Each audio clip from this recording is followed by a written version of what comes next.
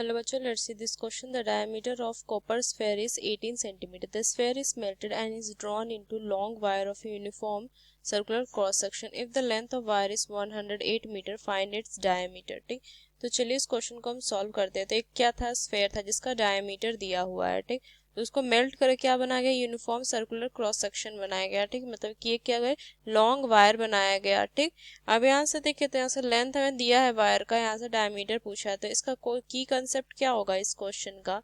यहाँ से अगर हम देखें तो क्या कि क्या किया गया कि स्फेयर को ही मेल्ट करके क्या लॉन्ग वायर मतलब सिलिंड्रिकल रूप दिया गया। ठीक, तो इस दोनों का क्या होगा, वॉल्यूम तो सेम ही होगा ना। तो यहाँ से क्या लिखेंगे कि volume of sphere is equal to volume of,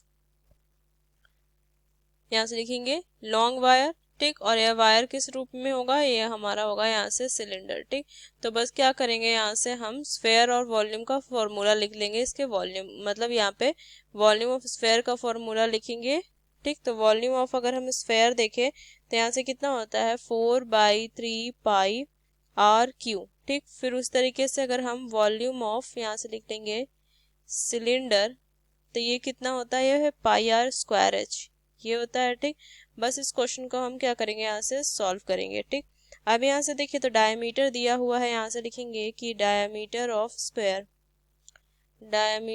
sphere is equal to 18 centimetre. ठीक, तो यहाँ से हमारी रेडियस क्या हो जाएगी, यहाँ से रेडियस जिसको हम लिख लेंगे आर से। ठीक, तो यहाँ से क्या हो जाएगा, हमें R1 लिख देते हैं तो कितना हो जाएगा 18/2, तो यहाँ से 9 सेंटीमीटर। ठीक, अब यहाँ से क्या हो जाएगा, वॉल्यूम अगर हम देखें तो वॉल्यूम ऑफ स्फेयर कितना हो जाएगा 4/3 इंटू पाई इंटू 9 ये होगा। ठीक, तो यहाँ से 3 टाइम्स, तो ये कितना हो जाएगा, यहाँ से लिखेंगे तो ये आ जाएगा हमारा, यहाँ से इसकी वैल्यू 12 पाई इंटू में 81 करेंगे तो क्या हो जाएगा, ये हो जाएगा 972 पाई, ये हो जाएगा क्यू, और यहाँ से क्यूब सेंटीमीटर। ठीक, वॉल्यूम निकल गया स्फेयर का। ठीक, अब यहाँ से अगर हम देखें तो यहाँ से क्या लिखेंगे कि लेंथ ऑफ वायर हमें दिया हुआ है। ठीक, यहाँ से अगर हम देखें कि लेंथ ऑफ वायर, तो ये कितना दिया हुआ है 108 मीटर में दिया हुआ है, तो इसको सेंटीमीटर में चेंज करेंगे तो 100 से इसका मल्टीप्लाई कर देंगे। ठीक, सेंटीमीटर के लिए।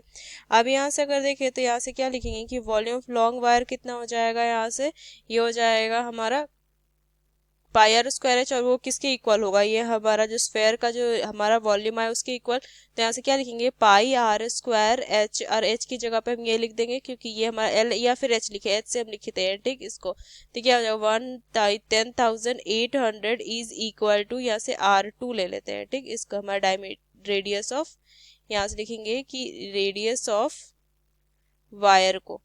ठीक, इसको हम यहाँ से R2 से लिखेंगे। ठीक, तो यहाँ से कितना किसके इक्वल हो जाएगा 972 पाई के इक्वल हो जाएगा, पाई से पाई कट कर सकते हैं। R2 का square is equal to 972 upon में यहाँ से हमारा 10,800। ठीक, तो यहाँ से R2 का जो स्क्वायर हो जाएगा वो आ जाएगा 0.09, तो R2 इज इक्वल टू कितना हो जाएगा √0.09, तो यहाँ से R2 is equal to 0.3 centimetre आ जाएगा। ठीक, तो यहाँ से क्या लिखेंगे, ये हमारा डायमीटर आ गया, क्या कहता है रेडियस आ गया, रेडियस ऑफ यहाँ पे हमारा लॉन्ग वायर आ गया। ठीक, तो यहाँ से हमारा क्या लिखेंगे कि डायमीटर ऑफ लॉन्ग वायर जो हो जाएगा हमारा, ये कितना हो जाएगा 2 इंटू R2, तो कितना हो जाएगा 2 इंटू 0.3, तो कितना हो जाएगा, यहाँ से हो जाएगा 0.6 सेंटीमीटर। तो ये हमारा यहाँ से आ जाएगा, इसका फाइनल आंसर आ जाएगा। ठीक, तो यहाँ से क्या लिखेंगे कि यूजिंग दिस की concept we solve this question, hope you understood it well, best of luck, thank you.